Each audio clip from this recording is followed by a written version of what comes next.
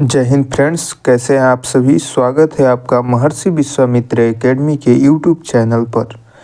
तो जैसा कि आप लोग जानते हैं, हम लोग कुमार गौरव सर की बुक में विश्व भूगोल कर रहे हैं। विश्व भूगोल में ये तीसरा लेक्चर है जिसमें हम लोग पृथ्वी की चट्टानों का अध्ययन करेंगे। तो चलिए शुरू करते हैं। पृथ्वी के क्रस्ट यानी भूपर्पटी में मिलने वाले सभी प्रकार के मुलायम व कठोर पदार्थ को चट्टान कहते हैं, रॉक्स कहते हैं। पृथ्वी के क्रस्ट में 98% से अधिक भाग की संरचना में मात्र 8 प्रमुख चट्टान निर्माणकारी तत्वों का ही योगदान है, जिनमें ऑक्सीजन, सिलिकॉन, एल्युमिनियम, लोहा, कैल्शियम, सोडियम, पोटेशियम एवं मैग्नीशियम इत्यादि हैं। इसके बाद चट्टानों का वर्गीकरण। तो निर्माण विधि के अनुसार चट्टानों को 3 वर्गों में बांटा गया है। पहला है आग्नेय चट्टान, इग्नियस रॉक। आग्नेय चट्टानों को प्राथमिक चट्टान भी कहते हैं। पृथ्वी की उत्पत्ति के पश्चात सर्वप्रथम आग्नेय चट्टानों का निर्माण हुआ था। जब पृथ्वी की उत्पत्ति हुई थी तो उस समय सर्वप्रथम इन्हीं चट्टानों का निर्माण हुआ था, इसलिए इन्हें प्राथमिक चट्टान कहते हैं। अवसादी चट्टान व कयांतरित चट्टान इसी चट्टान से निर्मित होते हैं। आग्नेय चट्टान में जीवाश्म का अभाव पाया जाता है तथा आर्थिक रूप से यह बहुत ही संपन्न चट्टान है।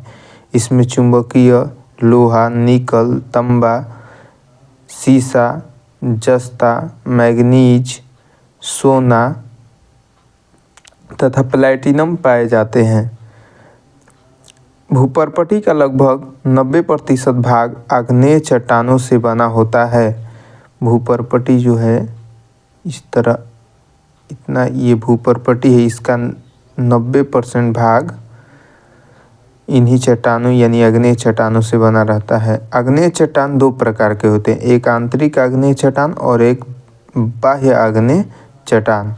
जब ज्वालामुखी उद्गार के समय मैग्मा धरातल के ऊपर न पहुंचकर धरातल के नीचे ही ठंडा होकर ठोस रूप धारण कर लेता है इस चट्टान का, तो तब इस चट्टान का निर्माण होता है। इसके 2 उपवर्ग हैं, पतालीय आंतरिक आग्नेय चट्टान और मध्यवर्ती आंतरिक आग्नेय चट्टान। पतालीय आंतरिक आग्नेय चट्टान में इस चट्टान का निर्माण पृथ्वी के अंदर काफ़ी अधिक गहराई पर होता है। ग्रेनाइट चट्टान इसी का उदाहरण है, ग्रेनाइट पतालीय आंतरिक चट्टान का। और मध्यवर्ती में आ जाएगा ज्वालामुखी उद्गार के समय धरातलीय अवरोध के कारण मैग्मा दरारों, छिद्रों एवं नली में ही जमकर ठोस रूप धारण कर लेता है। इसके मुख्य रूप में लेकोलिथ, फैकोलिथ, लोपोलिथ और बेथोलिथ सील्डाइक हैं। बाह्य आग्नेय चट्टान, जब तरल एवं तप्त मैग्मा या लावा पदार्थ भूपर्पटी के ऊपर आ जाता है तब तेजी से ठंडा होकर ठोस रूप धारण कर लेता है। इस प्रकार बाह्य आग्नेय चट्टान का निर्माण होता है। इस चट्टान को ज्वालामुखी चट्टान भी कहते हैं। इस चट्टान के क्षरण से काली मृदा का निर्माण होता है। आग्नेय चट्टान का रूपांतरण कैसे होता है? आग्नेय चट्टान का रूपांतरण में ग्रेनाइट का रूपांतरण होता है नीस में, साइनाइट का रूपांतरण साइनाइट नीस में, गेब्रो का रूपांतरण सर्पेंटाइन में, बेसाल्ट का सिस्ट में और बिटुमिनस का ग्रेफाइट में होता है। अवसादी चट्टान दूसरा प्रकार है। अवसादी चट्टान सेडिमेंट्री रॉक। पृथ्वी तल पर आग्नेय वो आंतरिक चट्टानों के अपरदन व निक्षेपण के फलस्वरूप निर्मित चट्टान को अवसादी चट्टान कहते हैं। अवसादी चट्टान परतदार, इस तरह मतलब परत बाई परत होती है, परतदार होती है तथा इसमें वनस्पति एवं जीव जंतु का जीवाश्म पाया जाता है।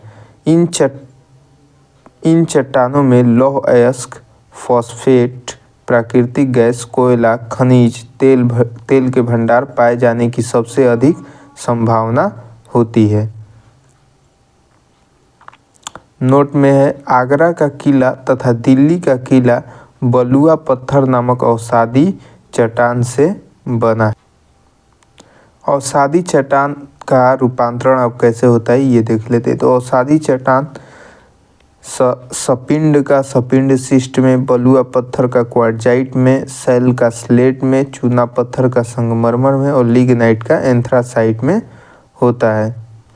कायांतरित चट्टान तीसरा है मेटामॉर्फिक रॉक्स। जब ताप, दाब व रासायनिक क्रियाओं के कारण आग्नेय तथा अवसादी चट्टानों के संगठन तथा स्वरूप में परिवर्तन हो जाता है तब कायांतरित चट्टान का निर्माण होता है। कायांतरित चट्टान सर्वाधिक कठोर एवं जीवाश्म रहित है, मतलब इसमें जीवाश्म नहीं होता है। कायांतरित चट्टान का रूपांतरण। कायांतरित चट्टान का रूपांतरण में स्लेट का रूपांतरण फाइलाइट में, फाइलाइट का रूपांतरण शिस्ट में होता है। इसके बाद हम लोग भूकंप व ज्वालामुखी देखते हैं। भूकंप यानी अर्थक्वेक पृथ्वी के अंतर्जात व बहिर्जात बलों के कारण ऊर्जा के निष्कासन से तरंगों की उत्पत्ति होती है जो सभी दिशाओं में फैलकर कंपन उत्पन्न करती है, जिसे भूकंप अर्थक्वेक कहते हैं। जिस स्थान से भूकंपीय तरंगें उत्पन्न होती है उसे भूकंप मूल या उद्गम केंद्र फोकस कहते हैं। वह स्थान जहाँ पर सबसे पहले भूकंपीय तरंगों का अनुभव किया जाता है उसे भूकंप केंद्र या अधिकेंद्र एपिसेंटर कहते हैं, जिसे आप लोग इस चित्र द्वारा समझ सकते हैं। उद्गम केंद्र यहाँ से जो सीधे इसके लंब पर रहेगा वो अधिकेंद्र, इधर ये धरातल है तो इधर सब धरातल, इसके बाद भूकंपीय केंद्र। भूकंप तरंगों की तीव्रता भूकंप लेखी या सिस्मोग्राफ यंत्र से मापी जाती है। इसके 3 स्केल है, Rossi Forel scale, Mercalli scale, Richter scale. भूकंप आने से पहले वायुमंडल में रेडॉन गैस की मात्रा में वृद्धि हो जाती है। भूकंप आने का पता, रेडॉन गैस अगर बढ़ गया है तो पता चलता है। समान भूकंपीय तीव्रता वाले स्थानों को मिलाने वाली रेखा को समभूकंपीय रेखा आइसोसेस्मल लाइन्स कहते हैं। एक ही समय पर आने वाली भूकंपीय क्षेत्रों को मिलाने वाली रेखा को होमोसिस्मल लाइन कहते हैं। भूकंप के दौरान कई प्रकार की भूकंपीय तरंगें उत्पन्न होती हैं, जिन्हें 3 श्रेणियों में बांटा जाता है। प्राथमिक अथवा अनुदैर्ध्य तरंग, इन तरंगों को पी तरंगे भी कहा जाता है। भूकंप के अधिकेंद्र से 105 डिग्री से लेकर 145 डिग्री के बीच के क्षेत्र में पी तरंगों का अभिलेखन नहीं होता है, जिसे पी तरंग छाया क्षेत्र कहते हैं। लेकिन 145 डिग्री के बाद पुनः पी तरंग अभिलेखित होता है, अर्थात 105 से 145 डिग्री के बीच का क्षेत्र पी तरंग के लिए छाया क्षेत्र है। प्राथमिक तरंग ध्वनि तरंगों की भांति कार्य करती है। यह तरंगें भूकंपीय तरंगों से सर्वाधिक तीव्र गति की होने के कारण धरातल पर सबसे पहले पहुंचती हैं। ये तरंगें ठोस के साथ साथ तरल व गैसीय माध्यम से भी गुजर सकती हैं। पी तरंगों की गति एस तरंगों की तुलना में 66% अधिक होती है। पी तरंग छाया क्षेत्र देखिए, ये 105 से 145 तक जहाँ पी तरंगों का प्रवेश नहीं होता है, ये छाया क्षेत्र है। एस तरंगों का विकिरण पथ ये है, ये पी तरंगों का है और 105 डिग्री से पहले ये दिखाई देता है, मतलब महसूस किया जा सकता। द्वितीयक अथवा अनुप्रस्थ तरंगे, एस तरंगे यानी सेकेंडरी तरंगे, इन तरंगों को एस तरंगे भी कहते हैं। भूकंप के अधिकेंद्र से 145 डिग्री के बाद एस तरंगे बिल्कुल गायब हो जाती है या उनका अभिलेखन नहीं हो पाता, अतः 105 डिग्री के बाद सभी क्षेत्र एस तरंग के छाया क्षेत्र हैं। इस प्रकार एस तरंगों का छाया क्षेत्र पी तरंगों के छाया क्षेत्र से ज़्यादा विस्तृत है। ये तरंगे प्रकाश तरंगों की भांति कार्य करती है। एस तरंगे केवल ठोस माध्यम में ही विचरण करती है। पृथ्वी के क्रोड का भाग तरल होने के कारण इस तरंगों का विचरण नहीं हो पाता है। पी तरंगों की तुलना में इनकी गति 40% कम होती है। एस तरंगों का छाया क्षेत्र, ये भूकंप है, देखिए ये एस तरंगों का छाया क्षेत्र इतना बड़ा होता है।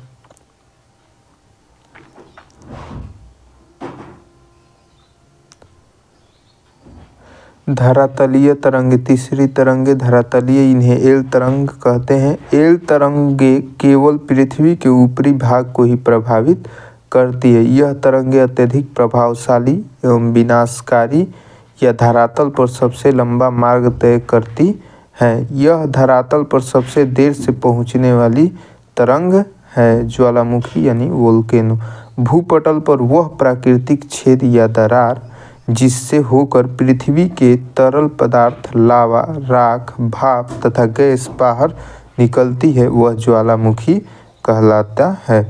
ज्वालामुखी क्रिया से संबंधित पदार्थ, लावा, ज्वालामुखी उद्गार में चिपचिपा या पिघला पदार्थ लावा कहलाता है। ज्वालामुखी बम, ज्वालामुखी उद्गार से निकले बड़े बड़े टुकड़े को ज्वालामुखी बम कहते हैं।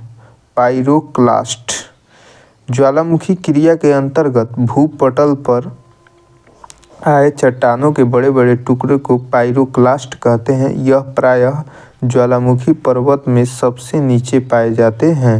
लैपीली, ज्वालामुखी के वे टुकड़े जो मटर के दाने के बराबर होते हैं उन्हें लैपीली कहते हैं। प्यूमिक, इन चट्टानी टुकड़ों का घनत्व जल से भी कम होता है, इसलिए ये जल में तैर सकते हैं। प्यूमिक। धूल या राख, अति महीन चट्टानी कणों को धूल या राख कहते हैं। नोट में है, ज्वालामुखी के मैग्मा में सिलिका की मात्रा अधिक होने पर ज्वालामुखी में विस्फोट उद्गार देखे जाते हैं। ज्वालामुखी क्रिया से निर्मित बाह्य स्थल रूप, ज्वालामुखी के विस्फोट या उद्गार से निर्मित होने वाली बाह्य स्थलाकृतियों में विभिन्न प्रकार के ज्वालामुखी शंकुओं का निर्माण होता है, जैसे क्रेटर या काल्डेरा। क्रेटर, शंकु के शीर्ष पर विस्फोट प्रक्रिया के दौरान बना गर्तनुमा आकृति क्रेटर कहलाता है।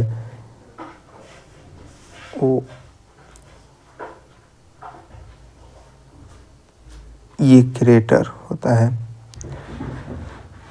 क्रेटर में जल का भराव होने पर क्रेटर झील बनती है, जैसे लोनार झील जो महाराष्ट्र में स्थित है। दूसरा है कॉल्डेरा, यह क्रेटर का ही अधिक विस्तृत रूप जो क्रेटर के धंसाव से उसका आकार बड़ा हो जाता है, जिससे कॉल्डेरा निर्मित होता है, जैसे जापान का ओशो क्रेटर, संयुक्त राज्य अमेरिका का क्रेटर लेक कॉल्डेरा का उदाहरण है। क्रेटर लेक कॉल्डेरा का उदाहरण है। ये गौण शंकु जलवाष्प और अन्य गैसें, यहाँ पर क्रेटर का निर्माण, सबसे ऊपर क्रेटर का निर्माण होता है। उद्गार अवधि के अनुसार ज्वालामुखी के 3 प्रकार हैं। सक्रिय ज्वालामुखी, वह ज्वालामुखी जिनसे लावा, गैस और विखंडित पदार्थ सदैव निकलते रहते हैं, सक्रिय या एक्टिव वोल्केनो कहलाते हैं, जैसे हवाई द्वीप, अमेरिका का किलायू ज्वालामुखी, मैक्सिको का कोलिमा, अर्जेंटीना चिली का ओजस डेल सलाडो, इटली का स्ट्रोम्बोली व एटना, इक्वाडोर का कोटोपैक्सी, अंटार्कटिका का माउंट एरबुस या इरेबस, अंडमान निकोबार द्वीप या भारत का बैरन, फिलीपींस का माउंट ताल प्रमुख सक्रिय ज्वालामुखी हैं। नोट में स्ट्रोम्बोली, इसे भूमध्य सागर का प्रकाश स्तंभ कहा जाता है। ओजस डेल सलाडो, यह विश्व का सबसे ऊंचा सक्रिय ज्वालामुखी है। कोटोपैक्सी, यह विश्व का सबसे ऊंचा ज्वालामुखी पर्वत है। किलायू, यह विश्व का सबसे अधिक सक्रिय ज्वालामुखी है। एटना, यह यूरोप का सबसे अधिक सक्रिय ज्वालामुखी है। सुषुप्त ज्वालामुखी।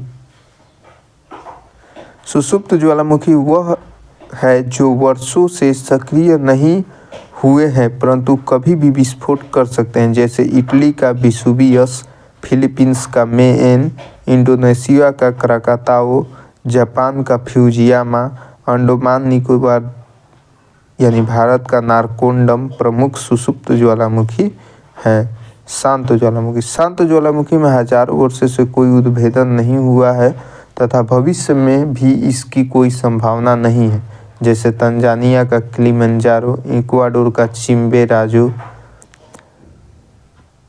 म्यांमार का पोपा, ईरान का देवबंद व कोल्ह सुल्तान प्रमुख शांत ज्वालामुखी हैं।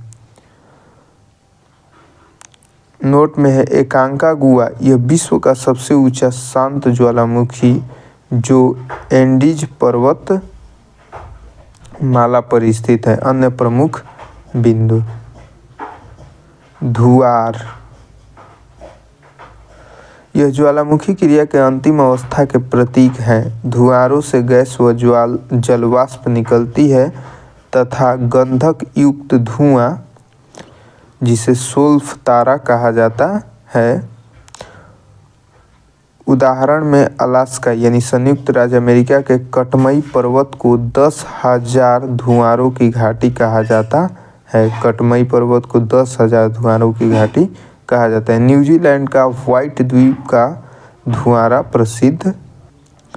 दूसरा है गीजर, यह गर्म जल के ऐसे स्रोत हैं जहाँ से समय समय पर गर्म जल की फुहारें निकलती रहती हैं। उदाहरण संयुक्त राज्य अमेरिका के येलोस्टोन नेशनल पार्क में स्थित ओल्ड फेथफुल गीजर व एक्सेलसियर गीजर प्रसिद्ध हैं। नेक्टिस ज्वालामुखी, मंगल ग्रह पर माउंट एवरेस्ट से भी ऊंचा एक विशाल ज्वालामुखी खोजा गया है जो मंगल के सबसे प्रतिष्ठित क्षेत्रों में एक में दशकों से छिपा हुआ है। ज्वालामुखी को अस्थायी रूप से नोक्टिस ज्वालामुखी शीर्षक दिया गया है। माउंट इरेबस ज्वालामुखी, एक अध्ययन से पता चलता है कि अंटार्कटिका में माउंट इरेबस प्रसिद्ध लगभग 80 ग्राम क्रिस्टलीकृत सोने से युक्त गैस को बाहर निकालता है जिसकी कीमत लगभग 6,000 अमेरिकी डॉलर है। माउंट इरेबस अंटार्कटिका का सबसे ऊंचा सक्रिय ज्वालामुखी 12,448 फीट है। अंटार्कटिका में मौजूद कुल ज्वालामुखी 138 में से माउंट इरेबस और डिसेप्शन आइलैंड केवल 2 सक्रिय ज्वालामुखी हैं। विश्व के प्रमुख ज्वालामुखी। ओजस डेल सलाडो अर्जेंटीना या चिली में है। कोटोपैक्सी इक्वाडोर में, चिम्बोराजो इक्वाडोर में, माउंट कैमरून में, माउंट इरेबस रॉस अंटार्कटिका में, माउंट एटना सिसिली इटली में, विसुवियस इटली में, स्ट्रोम्बोली लिपारी द्वीप पर है इटली में, क्राकाताओ इंडोनेशिया में, कटमई अलास्का यूएसए का पार्ट है, माउंट रेनियर यूएसए में, माउंट सस्ता यूएसए में, मोना लोआ हवाई द्वीप पर है यूएसए में, फ्यूजियामा जापान में, माउंट ताल फिलीपींस में, Mount Pinatubo Philippines, Mayon Philippines, देवबंद ईरान, कोह सुल्तान ईरान में ही है, Kilimanjaro Tanzania, Colima Mexico, Mount Ruang Indonesia में, माउंट ईबू इंडोनेशिया में, किलाउआ ज्वालामुखी हवाई यूएसए में है हवाई द्वीप पर, माउंट लाओ ज्वालामुखी फिलीपींस में स्थित है।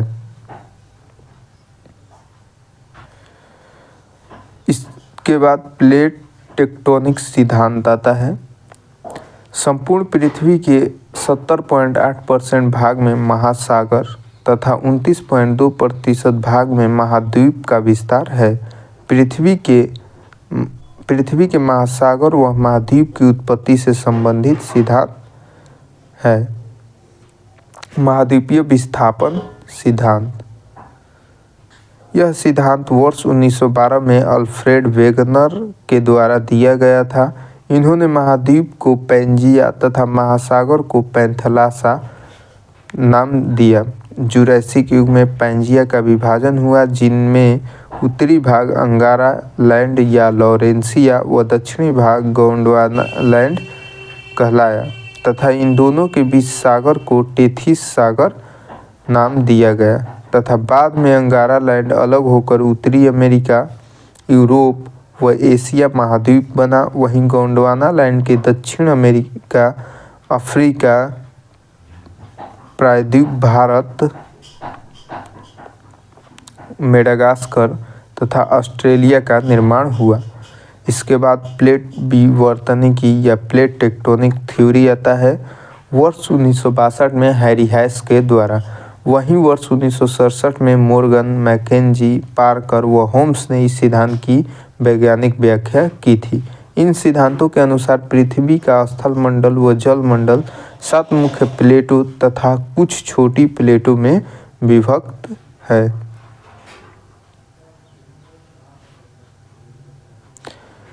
जुआंडी प्लेट, फूका प्लेट, यहाँ पर है नाजका प्लेट, यहाँ कोकस सबसे बड़ा प्लेट, प्रशांत महासागरीय प्लेट। उसके बाद यहाँ पर है कैरेबियन सागर में कैरेबियन प्लेट। उसके बाद यहाँ फिलीपींस है, फिलीपींस प्लेट। यहाँ पर मध्य महाद्वीपीय प्लेट है, यहाँ पर मध्य महाद्वीपीय प्लेट। ये ऑस्ट्रेलियन प्लेट, अफ्रीकन प्लेट, यूरेशियाई प्लेट, अंटार्कटिका प्लेट नीचे। अंटार्कटिका प्लेट, इस प्लेट में अंटार्कटिका और महासागरीय प्लेट दोनों शामिल है, क्योंकि महासागरीय प्लेट इसको चारों ओर से घेरती है। उत्तरी अमेरिकी प्लेट, यह प्लेट उत्तरी अमेरिका महाद्वीप में स्थित है, जिसमें पश्चिम अटलांटिक तल सम्मिलित है तथा दक्षिण अमेरिकन प्लेट व कैरेबियन द्वीप इस प्लेट की सीमा निर्धारण का कार्य करते हैं। दक्षिण अमेरिका प्लेट, यह प्लेट दक्षिण अमेरिका महाद्वीप में स्थित है, जिसमें पश्चिमी अटलांटिक तल सम्मिलित है। प्रशांत महासागरीय, बड़ी प्लेटों में एकमात्र प्लेट जो महासागरीय प्लेट है, बाकी सब प्लेट महाद्वीपीय है। प्रशांत महासागरीय प्लेट सबसे बड़ी plate. Indo Australian New Zealand plate, प्रशांत महासागर के पश्चिम में स्थित प्लेट, जिसे भारत, ऑस्ट्रेलिया व हिंद महासागर का निर्माण हुआ। अफ्रीकी प्लेट, इस प्लेट में संपूर्ण अफ्रीका महाद्वीप का भाग तथा पूर्वी अटलांटिक तल शामिल है। यूरेशिया प्लेट, इस प्लेट में यूरोप, एशिया महाद्वीप तथा पूर्वी अटलांटिक महासागर तल शामिल है। महत्वपूर्ण छोटी प्लेट निम्नलिखित है। कोकोस प्लेट, यह प्लेट मध्यवर्ती अमेरिका और प्रशांत महासागर प्लेट के बीच स्थित है। नाजका प्लेट, दक्षिण अमेरिका और प्रशांत महासागर प्लेट के बीच में स्थित प्लेट नाजका प्लेट। अरेबियन प्लेट, इस प्लेट में अधिकतर अरब प्रायद्वीप का भूभाग सम्मिलित है। फिलीपीन प्लेट, यह एशिया महाद्वीप और प्रशांत महासागरीय प्लेट के बीच स्थित है। कैरोलिन प्लेट, यह प्लेट न्यू गिनी के उत्तर में फिलीपींस व इंडियन प्लेट के बीच स्थित है। कैरोलियन प्लेट। फ्यूजी प्लेट, यह ऑस्ट्रेलिया के उत्तर पूर्व में स्थित है। जुआन डी फूका प्लेट, यह प्लेट अलास्का के दक्षिण में तथा उत्तरी अमेरिका प्लेट के पश्चिम में स्थित है। प्लेट संचरण के फलस्वरूप 3 प्रकार की प्लेट सीमाएं हैं। अपसारी प्लेट सीमा। जब दो प्लेट एक दूसरे से विपरीत दिशा में अलग हटती है तो परपटी का निर्माण होता है, उन्हें अपसारी प्लेट कहते हैं। विपरीत दिशा, जैसे ये प्लेट हो गई एक, और ये जब ये इस तरह विपरीत दिशा में हटेगी तो परपटी का निर्माण होता है, इन्हें अपसारी प्लेट कहते हैं। इस प्लेट के किनारे रचनाकार किनारे रहते हैं। उदाहरण मध्य अटलांटिक कटक है। मध्य अटलांटिक कटक है, यहाँ से अमेरिकी प्लेट, उत्तरी अमेरिका व दक्षिणी अमेरिकी प्लेट तथा यूरेशियन व अफ्रीकी प्लेट अलग हो रही है। लाल सागर दरार, अफ्रीकी प्लेट और अरेबियन प्लेट के बीच एक मध्य महासागरीय कटक है। अभिसारी प्लेट सीमा, जब एक प्लेट दूसरे प्लेट के नीचे धंसती है और भूपर्पटी नष्ट होती है, वहाँ अभिसारी सीमा निर्माण होता है तथा इस सीमा में अधिक घनत्व के प्लेट कम घनत्व के प्लेट के नीचे धंस जाती है। इस क्षेत्र को बेनी ऑफ मेखला कहा जाता है। तो ये जो अधिक घनत्व की, मान लीजिए ये अधिक घनत्व की और ये कम घनत्व की प्लेट है, तो ये इसके नीचे इस तरह धंस जाएगी। इसको बेनी ऑफ मेखला। इस प्लेट के किनारे विनाशात्मक किनारे यानी ज्वालामुखी यहाँ निकलते रहता है। इस तरह ज्वालामुखी निकलते रहेंगे, क्योंकि जब वो धंस कर जाएगा तो ये मेंटल में घुस जाएगा और मेंटल इस पिघलाकर फिर ऊपर ये उठकर आएगा और वहीं ज्वालामुखी के रूप में विस्फोट करेगा। मोड़दार पर्वत का निर्माण, इसी के कारण मोड़दार पर्वत का निर्माण होता है, जिसमें रॉकी व एंडीज प्रमुख हैं। दूसरा, इसमें ज्वालामुखी उद्गार भी, जो मैंने बताया, ज्वालामुखी उद्गार भी देखने को मिलता है। तीसरा है संरक्षी प्लेट, जब दो प्लेट एक दूसरे के समांतर विस्थापित होती हैं तो इनमें कोई अंतःक्रिया नहीं हो पाती, अतः इसे संरक्षी प्लेट सीमा कहते हैं। इसमें रूपांतरित भ्रंश का निर्माण होता है। उदाहरण के लिए कैलिफोर्निया के निकट सान एंड्रियास भ्रंश महाद्वीपीय विस्थापन से, यह सिद्धांत अल्फ्रेड वेगनर ने वर्ष 1912 में दिया था तथा इस सिद्धांत ने पृथ्वी को दो खंडों में विभाजित किया था, जिनमें एक पहला है पैंजिया और दूसरा है पैंथेलासा। पृथ्वी पेंजिया यानी स्थल मंडल, पैंथेलासा जल मंडल महाद्वीपों में विभाजित था, जिसमें 7 एशिया, अफ्रीका, उत्तरी अमेरिका, दक्षिणी अमेरिका, यूरोप, अंटार्कटिका, ऑस्ट्रेलिया है। ये क्रमवार है, सबसे बड़ा एशिया, दूसरा अफ्रीका, उत्तरी अमेरिका 3, चौथा दक्षिण अमेरिका है, 5वां यूरोप, 6ठा अंटार्कटिका, 7वां ऑस्ट्रेलिया। महासागरों में विभाजित प्रशांत महासागर, अटलांटिक महासागर, हिंद महासागर, अंटार्कटिका महासागर, आर्कटिक महासागर। इसमें हालांकि इसको दक्षिण महासागर कह दिया गया, अंटार्कटिका नहीं है, ये दक्षिण महासागर।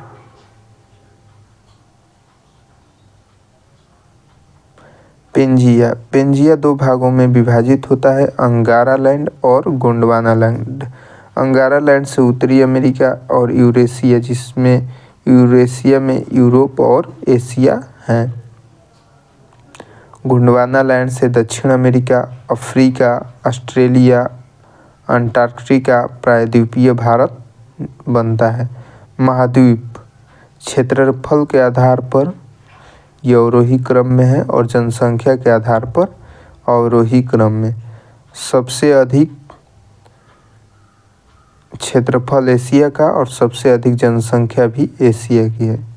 दूसरे नंबर पर अफ्रीका है, क्षेत्रफल के अनुसार। तीसरे नंबर पर उत्तरी अमेरिका, वहीं जनसंख्या के अनुसार यूरोप तीसरे नंबर पर है। चौथे नंबर पर क्षेत्रफल के अनुसार दक्षिण अमेरिका, अंटार्कटिका 5वां, यूरोप 6ठा, ऑस्ट्रेलिया 7वां। और इसमें है जनसंख्या के अनुसार सबसे बड़ा एशिया, दूसरा अफ्रीका, तीसरा यूरोप, चौथा है उत्तरी अमेरिका, पांचवा दक्षिण अमेरिका, छठवां ऑस्ट्रेलिया और सातवां अंटार्कटिका। जनसंख्या का प्रवास यहाँ पर नहीं होता है। एशिया महाद्वीप में राजधानी, कुछ महत्वपूर्ण भारत जैसे भारत की राजधानी नई दिल्ली, इसकी मुद्रा रुपया है। भूटान थिम्पू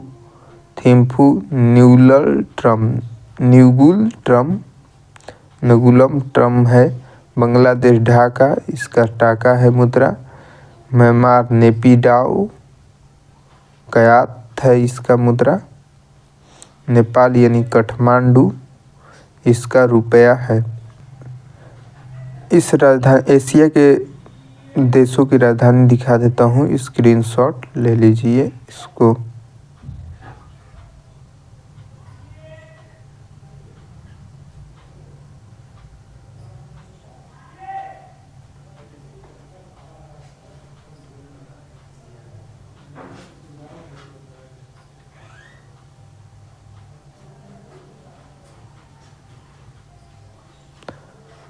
एशिया महाद्वीप के उत्तर में आर्कटिक सागर, दक्षिण में हिंद महासागर, पूर्व में प्रशांत महासागर एवं पश्चिम में भूमध्य सागर अवस्थित है।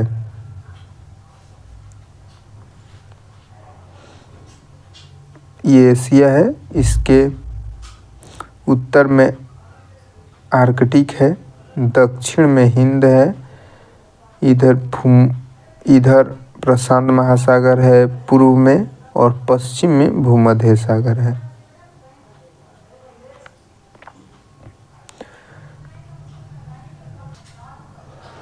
एशिया और यूरोप के स्थल भाग के मध्य सीमा यूराल पर्वत, काकेशस पर्वत तथा उत्तरी अमेरिका से बेरिंग जल संधि व अफ्रीका से लाल सागर व सेज नहर द्वारा एशिया महाद्वीप अलग होता है। एशिया क्षेत्रफल व जनसंख्या की दृष्टि से विश्व का सबसे बड़ा महाद्वीप है। यहाँ विश्व की लगभग 60% जनसंख्या निवास करती है। एशिया महाद्वीप से आर्कटिक वृत्त, कर्क रेखा एवं भूमध्य रेखा गुजरती है। एशिया महाद्वीप मुख्य रूप से उत्तरी गोलार्ध में अवस्थित है, जबकि इंडोनेशिया द्वीप समूह के कुछ द्वीप दक्षिणी गोलार्ध के अधीन आते हैं। एशिया महाद्वीप का उच्चतम बिंदु माउंट एवरेस्ट नेपाल व निम्नतम बिंदु मृत सागर जॉर्डन है, जो क्रमशः विश्व का सर्वोच्च व न्यूनतम बिंदु है। एशिया महाद्वीप के स्थल अवरुद्ध देश Kazakhstan, Uzbekistan, Tajikistan, Turkmenistan, Azerbaijan, Kyrgyzstan, Armenia, Afghanistan, Bhutan, Laos, Nepal, Mongolia. स्थल अवरुद्ध यानी स्थलबद्ध देश है। एशिया के पर्वत, हिमालय पर्वत, यह भारत, नेपाल, भूटान, चीन देशों में अवस्थित है। इस पर्वत की चोटी माउंट एवरेस्ट, जिसकी ऊंचाई 8,848 मीटर है, जो नेपाल में स्थित है, इसे नेपाल में सागर माथा कहते हैं। यह विश्व की सर्वोच्च चोटी है। विश्व की दूसरी सर्वोच्च चोटी गॉडविन ऑस्टिन केटू है, 8,611 मीटर, जो हिमालय की काराकोरम श्रेणी में अवस्थित है। विश्व की तीसरी सर्वोच्च चोटी कंचनजंगा, जिसकी ऊंचाई 8,598 मीटर है, जो भारत के सिक्किम राज्य में अवस्थित है। अराकानयोमा पर्वत, यह म्यांमार देश में स्थित है, एक नवीन वलित पर्वत है। इस पर्वत की सर्वोच्च चोटी विक्टोरिया है। अंडमान निकोबार द्वीप समूह इसी पर्वत का दक्षिणी भाग माना जाता है। फ्यूजियामा, यह जापान का सबसे बड़ा ज्वालामुखी पर्वत है। हिंदुकुश पर्वत, यह पर्वत पामीर घाट के पश्चिम भाग से लेकर ईरान के एल्बुर्ज पर्वत तक स्थित है। कुर्दिस्तान पर्वत, यह इराक का सबसे ऊंचा पर्वत है। इराक का माउंट ब्रामा, यह इंडोनेशिया का सुप्रसिद्ध ज्वालामुखी पर्वत है। एल्बुर्ज पर्वत, यह ईरान के उत्तरी भाग में स्थित है। इसकी सर्वोच्च चोटी माउंट देवबंद है। जाग्रोस पर्वत, यह ईरान के दक्षिण भाग में स्थित है। इसकी सर्वोच्च पर्वत चोटी माउंट देना है। अरारत पर्वत तुर्की में स्थित है। एल्बुर्ज तथा जाग्रोस पर्वत श्रेणी इसी पर्वतमाला में आकर मिलती हैं। एशिया महाद्वीप के पठार, तिब्बत का पठार चीन देश में स्थित यह विश्व का सबसे ऊंचा व बड़ा पठार है। यह पठार हिमालय पर्वत व कुनलुन सान पर्वत के बीच स्थित है।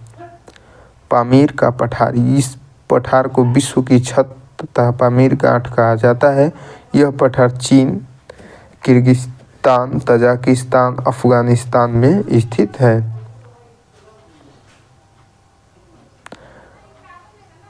तकलामकान का पठार, यह चीन के तारिम बेसिन क्षेत्र में स्थित है। मंगोलिया का पठार, चीन व मंगोलिया देश में स्थित पठार जिसके दक्षिण में गोबी मरुस्थल का विस्तार है।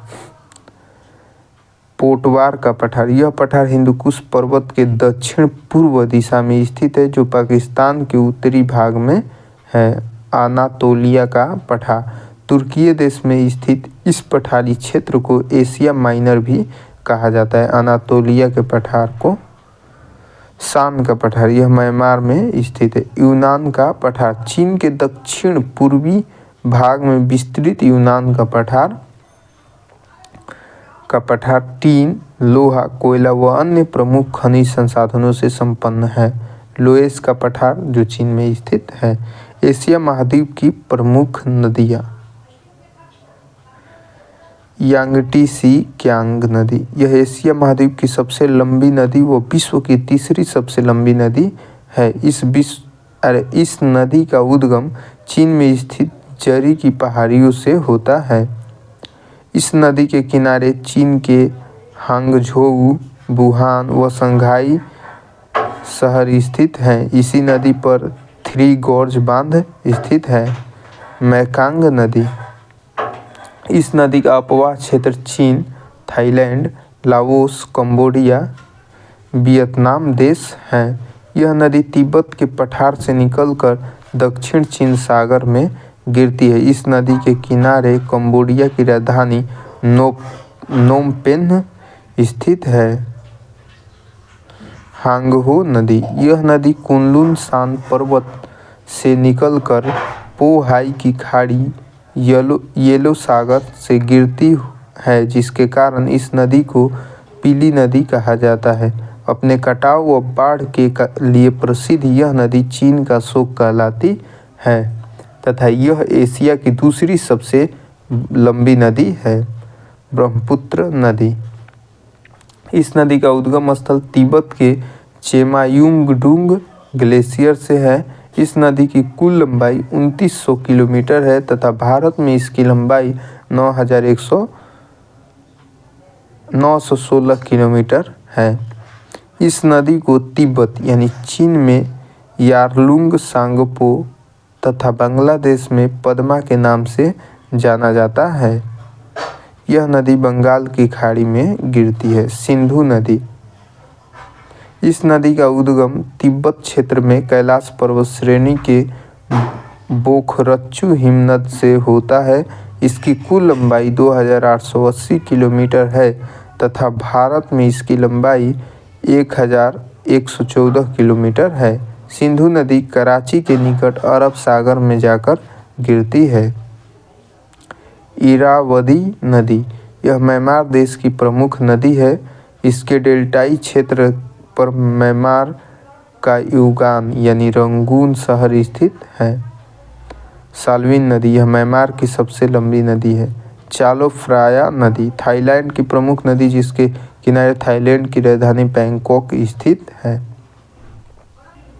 लीना नदी, यह नदी बैकाल झील के पास स्थित पर्वतीय भाग से निकलती है तथा लेप्टोव सागर में जाकर गिरती है। यह आर्कटिक महासागर में गिरने वाली सबसे बड़ी नदी है।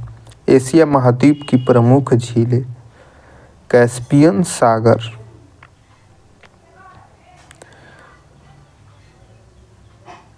अजरबैजान, ईरान, कजाकिस्तान, तुर्कमेनिस्तान, रूस में स्थित एशिया व यूरोप महाद्वीप को विभाजित करने के साथ यह विश्व की सबसे बड़ी झील है। कैस्पियन सागर। इस झील में वोल्गा व यूराल नदियाँ आकर गिरती हैं। पेंगोंग झील। यह झील भारत तथा चीन सीमा पर स्थित है। भारत व चीन के मध्य वास्तविक नियंत्रण रेखा LAC यहीं से गुजरती है। Line of actual control. Tonle SAP झील। यह झील कंबोडिया में स्थित है। वान झील। तुर्की देश में स्थित झील विश्व की सर्वाधिक खारे पानी की झील है। बैकाल झील। विश्व की सबसे गहरी झील जो रूस में स्थित है। इसी झील से लीना व अंगारा नदियों का उद्गम होता है। मृत सागर। यह झील एशिया महाद्वीप के इजराइल व जॉर्डन देशों के मध्य स्थित है तथा यह विश्व की दूसरी सबसे खारी झील है। इस झील के किनारे स्थलीय भाग में विश्व का न्यूनतम बिंदु स्थित है। टोम्बा झील। यह इंडोनेशिया में स्थित एक क्रेटर झील का उदाहरण है। एशिया महाद्वीप के प्रमुख मरुस्थल।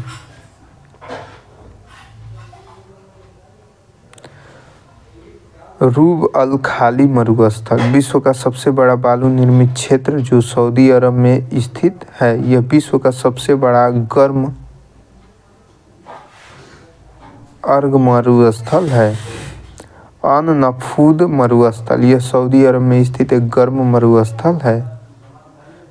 गर्म होगा, ये गर्म होगा, गलत है यहाँ पर थोड़ा। दस्त एक कबीर मरुस्थल। ईरान में स्थित मरुस्थल जिसे ग्रेट सॉल्ट डेजर्ट भी कहा जाता है। दस्त ए लूट मरुस्थल। यह मरुस्थल पूर्वी ईरान में स्थित है। गोबी मरुस्थल। इस मरुस्थल का विस्तार मंगोलिया व चीन देशों में स्थित है। यह एक ठंडा मरुस्थल है। गोबी ठंडा मरुस्थल है। तकला मकान मरुस्थल। यह चीन के उत्तर पश्चिम सिकियांग क्षेत्र में स्थित है। यह विश्व का दूसरा सबसे बड़ा अर्ग मरुस्थल है। यह एक ठंडा मरुस्थल है। काराकुम मरुस्थल। यह मरुस्थल तुर्कमेनिस्तान व कजाकिस्तान देशों में स्थित है। थार मरुस्थल। भारत व पाकिस्तान देशों में फैला थार अर्ग, रैग व हमादा तीनों प्रकार का मरुस्थल है जो विश्व का सर्वाधिक जैव विविधता वाला मरुस्थल है। वहाँ पर ये अर्ग ही होगा, वहाँ पर अर्ग।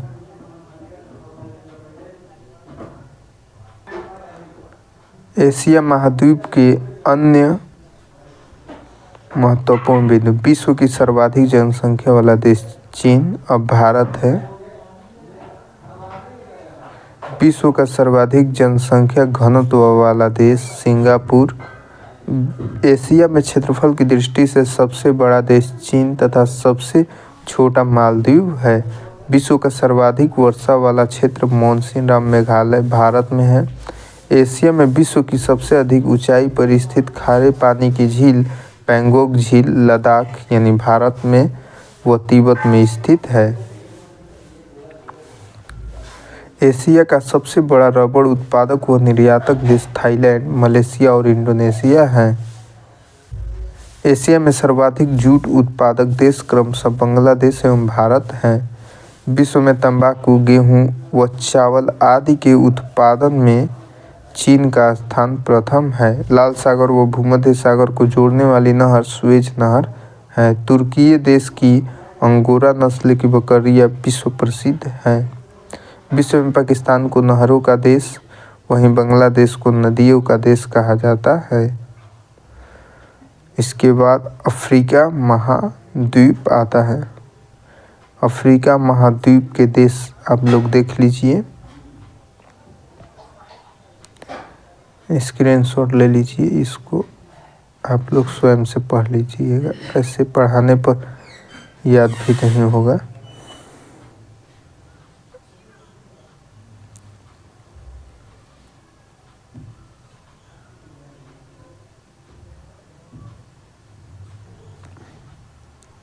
अफ्रीका महाद्वीप क्षेत्रफल तथा जनसंख्या के आधार पर विश्व का दूसरा सबसे बड़ा महाद्वीप है। अफ्रीका महाद्वीप आर्थिक, सामाजिक, शैक्षणिक, तकनीकी रूप से पिछड़ा होने के कारण इसे अंध महाद्वीप की संज्ञा दी जाती है। अफ्रीका महाद्वीप एकमात्र ऐसा महाद्वीप है जिसे कर्क रेखा, भूमध्य रेखा तथा मकर रेखा गुजरती है। अफ्रीका महाद्वीप की भौगोलिक स्थिति।